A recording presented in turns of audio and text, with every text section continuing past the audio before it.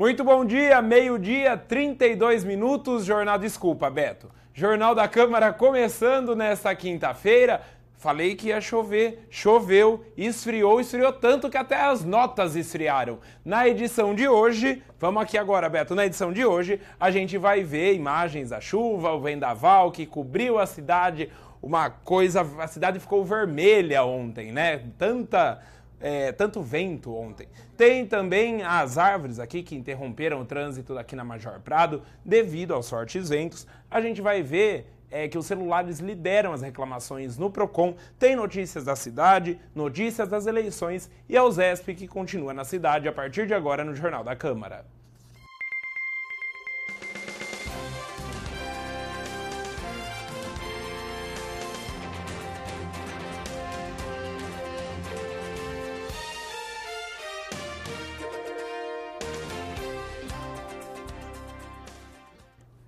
Muito bem, mais uma vez, boa tarde, obrigado pela sua companhia aqui com a gente no Jornal da Câmara. A gente começa a edição vendo imagens, primeiramente, do vendaval, né, que atingiu a cidade ontem, tá aí, ó, uma onda de terra na cidade, deixou a cidade toda coberta de vermelho, marrom aí, né, imagens feitas aqui na frente da Câmara Municipal, tá aí, feitas pelo Carlos Martins.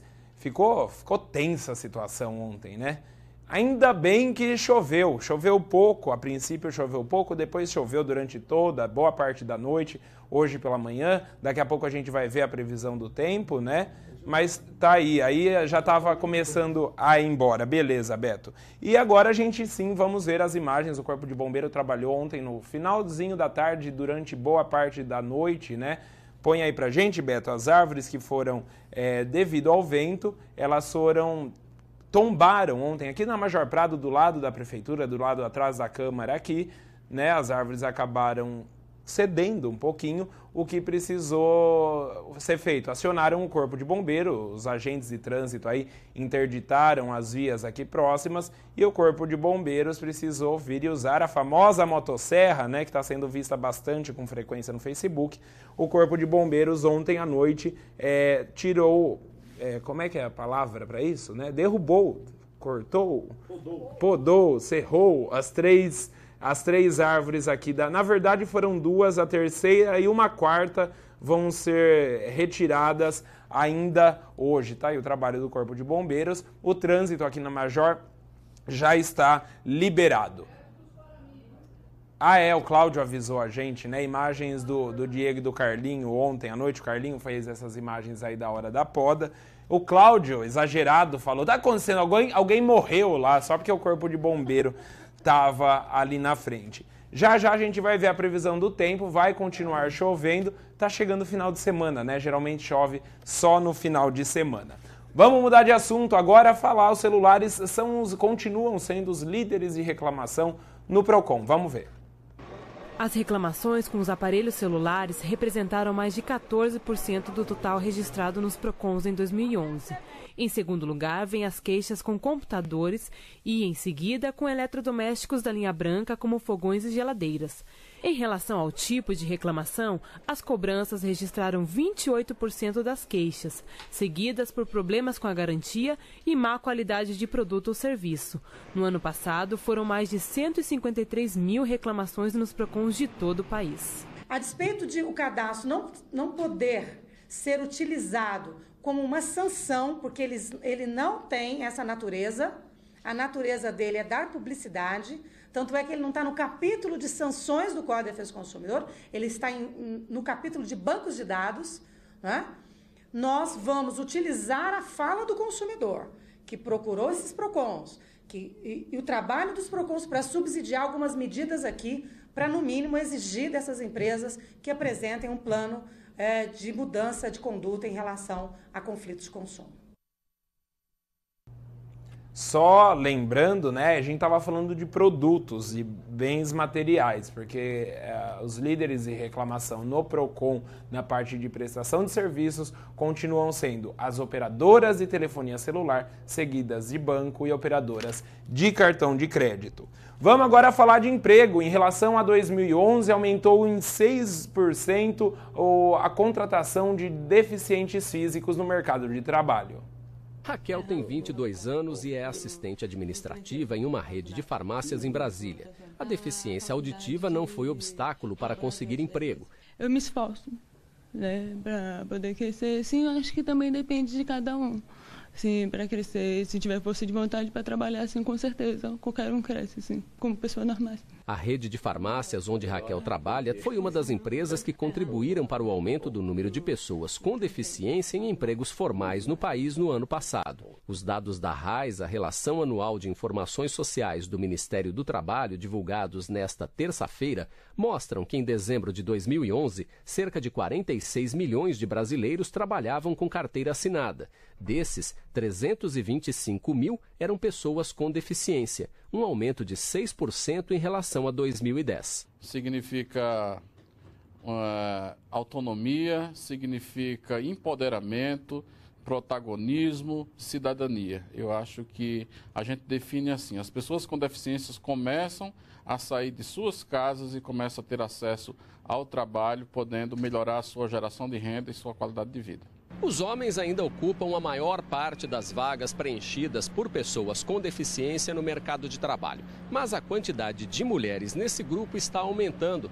A participação do público masculino cresceu no ano passado 4,5% e a das mulheres mais de 5%.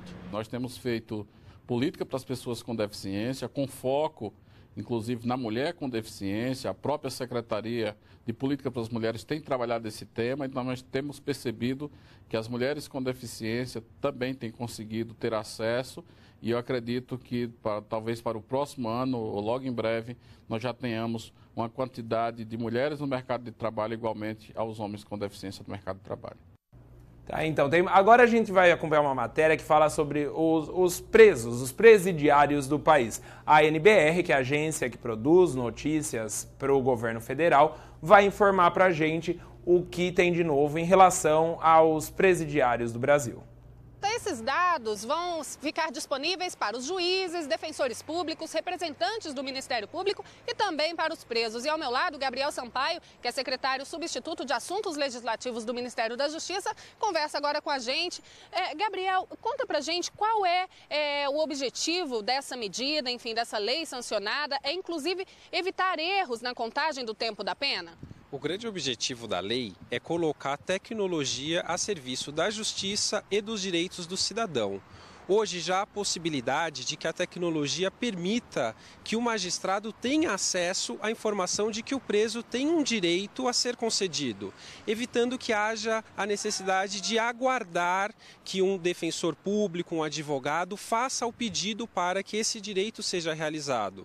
Ora, se a tecnologia já permite que o cidadão tenha o seu direito garantido por uma ferramenta já disponível, não havia outra solução que não trazer essa ferramenta para a administração da justiça e garantir os direitos do cidadão. Então esse sistema vai ser padronizado já a partir de quando? Já entra em vigor? Como é que vai funcionar na prática? Teremos um ano para que a administração da justiça se adapte a essa nova lei. O governo federal, inclusive, já tem ferramentas que podem contribuir para que o sistema seja implementado. Na prática, haverá a possibilidade do magistrado receber, inclusive, um alerta para saber na tela do seu computador que determinados presos já têm direitos para serem concedidos e, portanto, conferir a situação do preso e conceder esses direitos na forma da lei. Agora, secretário, um dos objetivos também é reduzir a superlotação nos presídios? Olha só, como eu disse, é importante adaptar as ferramentas hoje existentes para as demandas do sistema de justiça. Teve um dado recente do próprio CNJ que, ao analisar 295 mil processos em 2 anos, perceberam que mais de 22 mil pessoas tinham direito a estar em liberdade e não tiveram esse direito reconhecido pela falta de um pedido, pela falta de um advogado, um defensor que olhasse o processo. Se hoje a tecnologia nos permite que, colocando um dado nesse sistema, a pessoa tem acesso, o juiz tem acesso a esse direito, a esse benefício, não precisa a pessoa aguardar que tenha então acesso de algum advogado ou de algum mutirão carcerário para realizar esse direito. A tecnologia permite, então nós vamos incentivar que ela seja usada em benefício do cidadão. Muito bem. Ó, ela começou a matéria falando esses dados e depois ela explicou, Carlinho, o que é. Porque se for para mim ficar falando tudo que a matéria vai falar, deixa o Boni aqui meia hora falando, que é mais fácil. Ó, vamos agora aqui, Beto. Os agricultores do país vão receber mais uma parcela do seguro estiagem, que foi um novo para que bolsa, o agricultor faça o saque. Que foi um novo bolsa criado pelo governo federal, que adora fazer esses programas assistenciais, mas na verdade, boa parte do país ficou sem chuva por um grande período. Aqui em Jaú, por exemplo, foram mais de 60 dias sem chuvas. Então vamos ver, explicando quem não recebe ainda este seguro estiagem, dá tempo de receber, e aí na matéria vai explicar como é que isso funciona. Para que o agricultor faça o saque do benefício, basta que ele se dirija à agência da Caixa Econômica Federal mais próxima, portando o cartão do Bolsa Família, ou caso não tenha, o cartão específico do Bolsa Estiagem emitido pelo banco. Vale lembrar que essa foi a pior seca dos últimos 30 anos. E ao meu lado, o secretário nacional de Defesa Civil, Humberto Viana, nos dá mais detalhes sobre o Bolsa Estiagem. Bom, secretário, quais estados estão sendo beneficiados e qual o valor liberado para essa quarta parcela? Essa quarta parcela contempla os 9 estados da região do semiárido Nordeste, o norte de Minas e mais os 3 estados da região sul. E o valor destinado é um montante crescente aí ao longo dos meses, né? Isso, essa quarta parcela já atingiu agora pouco mais de 62 milhões de reais, o que equivale a 800 famílias também aproximadamente, o que dá aproximadamente também 4 milhões de pessoas, de agricultores que estão sendo atendidos. São quase 800 mil famílias, né? E as famílias que ainda não recebem o Bolsa Estiagem, depois dessa rodada de pagamento, podem ser inseridas no programa? O cadastro que nós usamos é o do Bolsa Família e certamente alguns desses agricultores não estão contemplados. Eles podem se dirigir às agências da Caixa Econômica que estarão habilitados ou, se necessário, será emitido um novo cartão do Bolsa Estiagem. Agora, além do Bolsa Estiagem, outras ações estão sendo desenvolvidas para ajudar essas famílias, como, por exemplo, a Operação Carro-Pipa. Como é que funciona e quantas famílias já foram beneficiadas? Esse é um dado muito importante, que a água é vital para essa população e no momento nós estamos atendendo hoje mais de 8 milhões de pessoas, são mais de 1.300 municípios em situação de emergência já decretada e, consequentemente, nós vamos poder atingir mais pessoas na medida em que essas demandas forem surgindo. Secretário, obrigada pela participação ao vivo. E vale lembrar que o Bolsa Estiagem é um benefício de R$ 400 dividido em 5 parcelas de R$ 80. Tudo bem, ó. Vamos ver a previsão do tempo. A gente estava falando aí da estiagem, né? Eu adivinhei, aliás, eu previ que ia chover apenas ontem. E choveu e vai continuar chovendo. Quer ver se a previsão do tempo vai me desmentir? Vamos ver aí juntos. A quarta-feira foi bastante quente no sudeste do Brasil. A capital paulista teve a madrugada mais abafada do ano. Segundo as medições do Instituto Nacional de Meteorologia, a temperatura mínima registrada foi de 25,7 graus. Bastante calor também no Rio de Janeiro. Em pontos da cidade do Rio, a temperatura passou dos 40 graus. E as temperaturas seguem bastante elevadas por toda a região. Mas depois de uma semana bastante quente e seca, a entrada de uma frente fria traz mudanças no tempo para o sudeste e já provoca chuva no estado de São Paulo.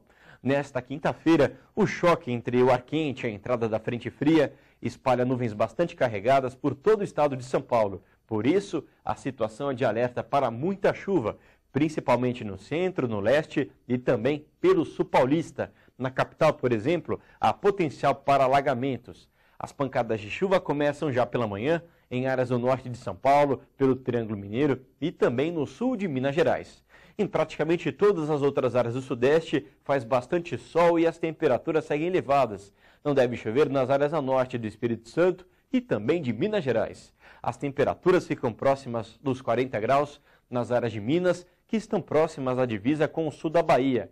Na faixa que pega as capitais Belo Horizonte, Vitória e também a cidade do Rio de Janeiro, o sol aparece com força ao longo do dia e as pancadas de chuva voltam durante a tarde e a noite. E a temperatura segue bastante elevada, o tempo continua abafado.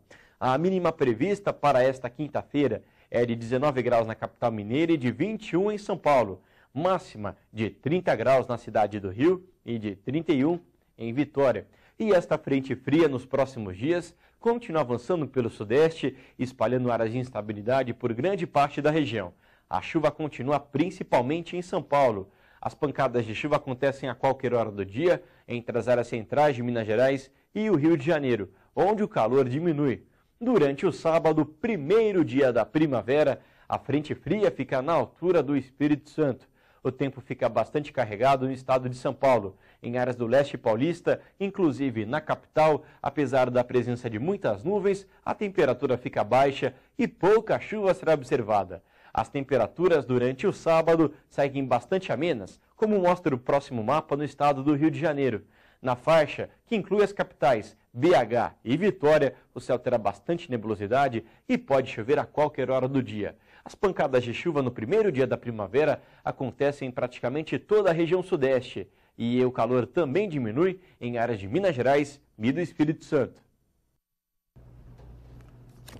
Eu falei que ia chover ontem, vai chover até segunda-feira. Aí na previsão do tempo ele mostrou a previsão até sábado e continua chovendo. Vocês viram que ainda a área onde fica Jaú, a situação tá preta literalmente, né? Porque no gráfico ali do mapa deles, vai chover muito aqui na cidade. Hoje a previsão é de que chova no máximo 20 milímetros. No domingo e na segunda-feira, essa previsão de milímetros aumenta, podendo chegar a 56 milímetros entre domingo e segunda. Bom, agora vamos lá, Beto. O Jornal da Câmara vai para um rápido intervalo. Na volta a gente vai falar da USESP, afinal de contas eles continuam na cidade. Tem também matéria falando sobre Copa do Mundo, cadastro único para a população de baixa renda. É um instante só, não sai daí!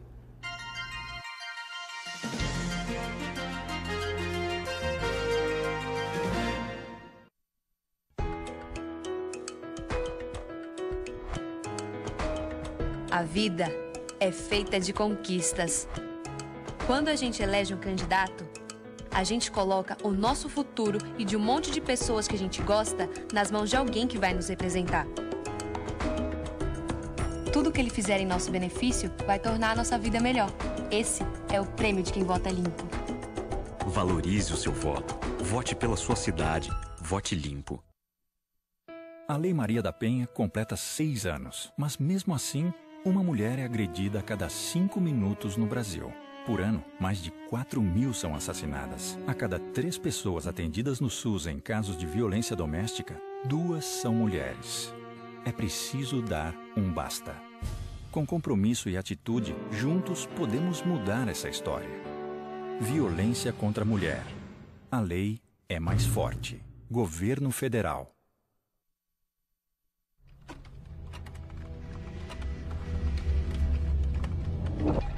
Todo cuidado é pouco na hora de enviar fotos, vídeos ou bater papo pela internet.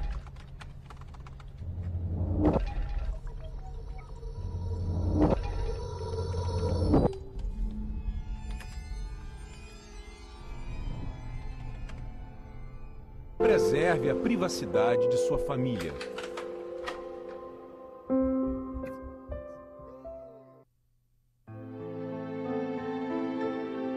A cada 2 minutos, 5 mulheres são agredidas no Brasil. E de cada 100 mulheres assassinadas, 70 foram mortas por seus companheiros ou ex-companheiros. Mamãe! Violência contra a mulher é crime. Denuncie. O Ministério Público quer ajudar você.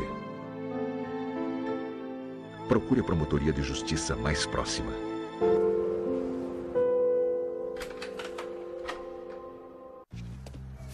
Isso aqui pra você é um saco? Pra cidade também é.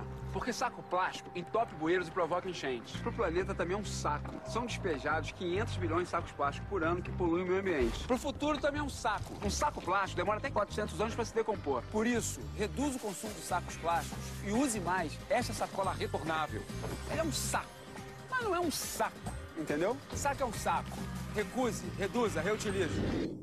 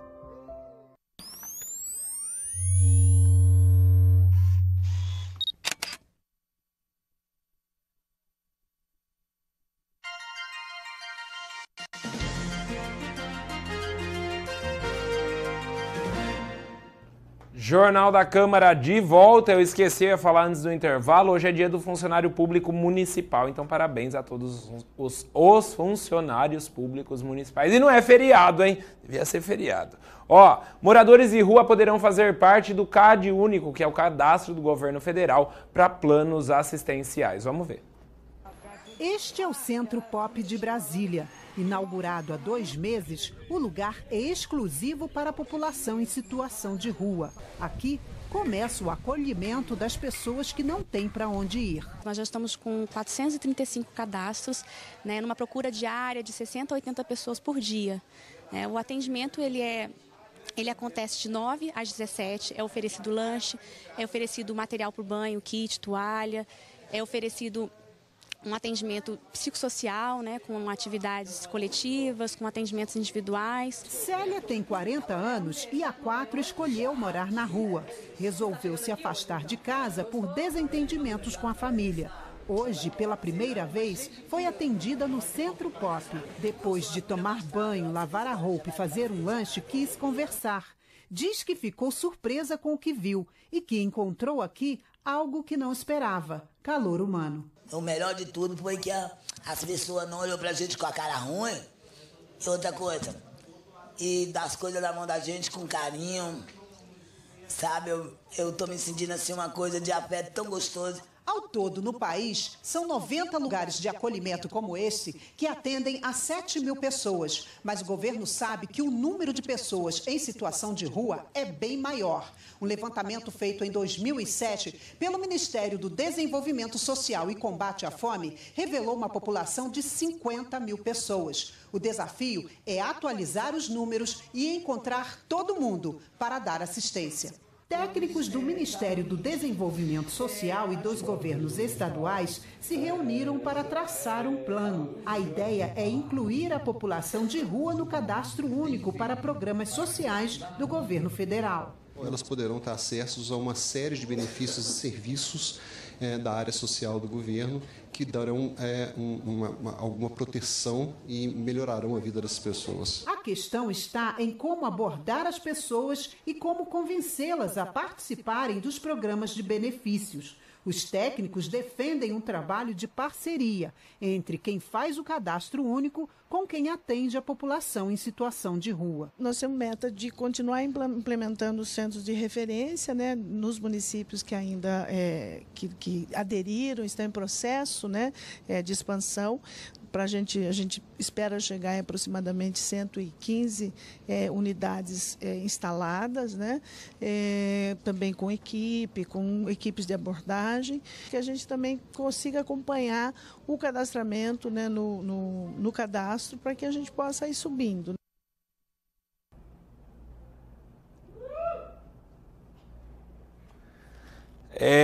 Muito bem, tá aí então, moradores de rua farão parte do cadastro único, que, por exemplo, é usado nesses seleções feitas pelo programa Minha Casa Minha Vida, para o pessoal adquirir a casa popular muito mais barato. Os dados são conferidos somente no cadastro único, né, já que não tem conferência de restrições financeiras. Então, agora os moradores de rua vão poder fazer parte disso aí.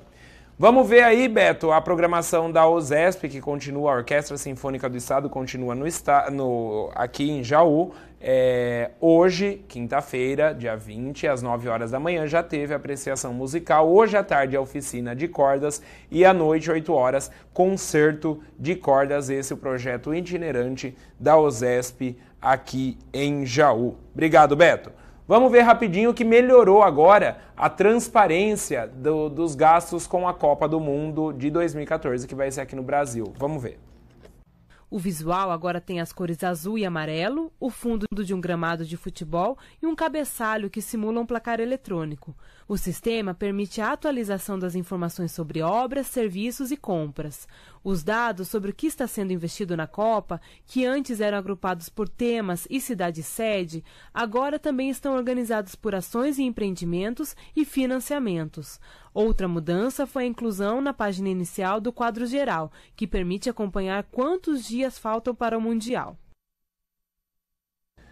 Viu só que agora ficou mais fácil para todo mundo poder acompanhar, né? É que assim, a transparência é transparente até onde permitem ser transparente, né? Porque mesmo porque fica todo mundo em cima querendo saber, muita coisa já está bem mais cara do que deveria. E falando em Copa do Mundo, ontem no primeiro jogo do Brasil contra a Argentina, o Corinthians venceu o Santos por 2-1. Ou melhor, o Brasil venceu a Argentina por 2-1. É que foram 2 gols de corintianos e 1 gol de um santista. O Neymar fez o gol que salvou o Mano Menezes, né? Que já estava apanhando e bastante da torcida que já estava xingando, gritando o nome do Felipão. É que o brasileiro não está acostumado com derrota no futebol, né? Só no futebol, porque no resto da vida, né, ninguém xinga tanto assim. Bom, essa edição do Jornal da Câmara vai ficando por aqui. A gente volta a se encontrar amanhã, 12h30, ao vivo, com a edição especial do final de semana. Afinal de contas, amanhã é sexta-feira. Tchau, uma ótima tarde para você e até amanhã.